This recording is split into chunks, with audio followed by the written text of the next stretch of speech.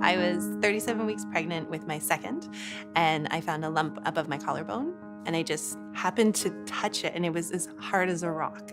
I had to go to the hospital to have something checked for the baby, and I asked the doctor there. They thought it was my thyroid.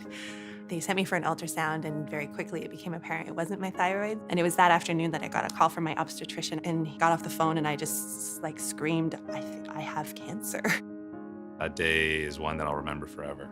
It was heart-wrenching, but being a positive guy and seeing the look on my wife's face, I knew I kind of had to keep the spirits up. So I kept thinking about the what-if scenarios. But in the pit of my stomach, you're scared, and your mind goes to the worst places possible. It was a lot of work, like burying my head into work a bit, staying home to support the family, only crying in the car when you're by yourself. You know, as a father, you don't want to show those emotions and that fear in front of your wife when she's going through the real struggle. I'm fortunate enough that my wife's a trooper, and she's very, very strong. So she helped me through this process. Keeping busy was crucial, and Shannon was great at that, just staying active, playing with the kids, and having something to keep her mind away from sort of those dangerous and dark thoughts. After about, I think it was the first or second treatment, already I could no longer feel the lump that I had initially found. So that gave me a lot of hope, because I felt like, okay, it's working. It's obviously working if that's shrinking. After the 6 months, they waited, I think, about 6 weeks before I had a PET scan. And so then in early June, I was told that I was in remission, and that was a great day.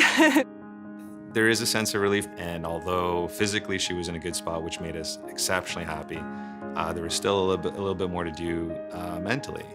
That period was also one of the worst periods, because I was so happy, and then probably like the next day, I felt like everything fell apart for me. And I went into remission, and everybody says, "Okay, you're doing great. Off you go for the next 3 months.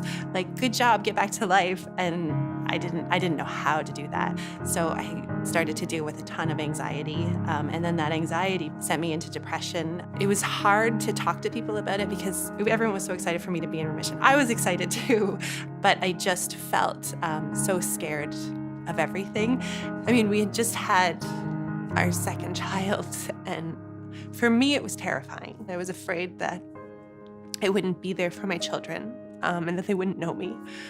But for him, on the other side of it, he's got these two little people, and this expectation that he and I are gonna like be in this forever, and we're gonna raise these two kids, and then all of a sudden there's that potential that, I'm not gonna be there, and he's gonna have to do it alone. But he wasn't the person with cancer, so I just find for caregivers, it's emotionally overwhelming for them also, and they're terrified, but they have to be so strong for that person who's going through it.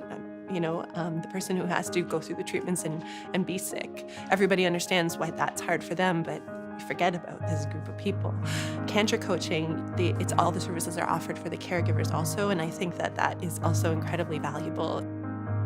We're really trying to enjoy every minute, and we use the experience we had as sort of a point of reflection to say, hey, things can turn on a dime, so enjoy the time you have, and we're making the most of it.